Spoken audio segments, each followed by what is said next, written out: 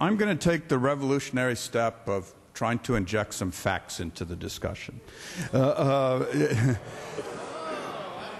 I'm sure we're temporarily just going off the track, and we'll get back. But I think that everybody is rhetorically talking about spending discipline and the other issues, and I think the good thing about this debate is it allows us to frame the overall issues of the budget as we head into it. Because what got us into the problem we have is a balanced approach. If you look at what's happened over the last few years, we've done $7 billion of tax cuts. $7 billion of tax cuts. And there's been a corresponding amount of spending increases. And the interesting thing is that when Mr. Huff and Ms. Garcia said we need to look at all these things together, I totally agree. Because the reason we got into this problem is because we didn't. So if you look at the tax credits that were extended or the vehicle license fee that was lowered, you add them all together and it's $7 billion of ongoing tax relief that's on an annual basis. And then you look at the expenditures. 6 years ago, we didn't have an earmark for transportation funds, and the voters earmarked $1.5 billion for transportation with no new funding. The governor supported his after-school initiative.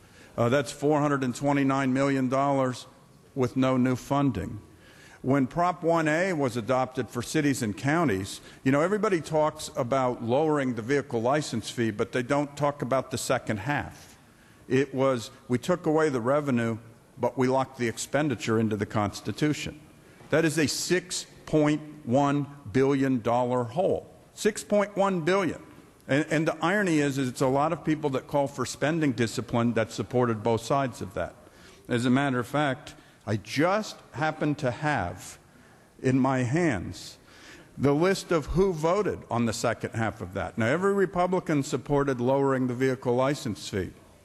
All but two on this floor supported locking the expenditure in the Constitution without the revenue.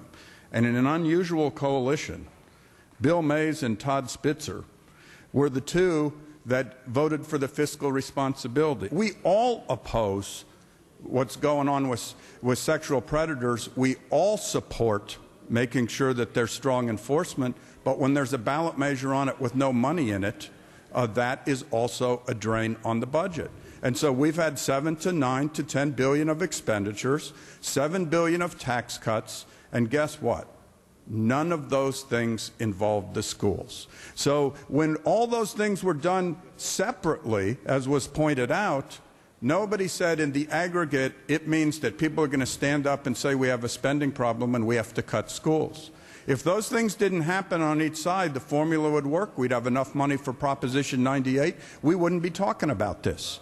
And so, as was said, we wouldn't even be talking about cutting Medi-Cal. And so the real issue here is that all those things have been done and nobody wants to own them, and nobody feels the responsibility of cutting taxes by $7 billion and adding expenditures gives us the responsibility to take a balanced approach to fix it. A balanced approach got us in, a balanced approach would get us out. And I think that the one thing, it's been brought up that, is this a drill?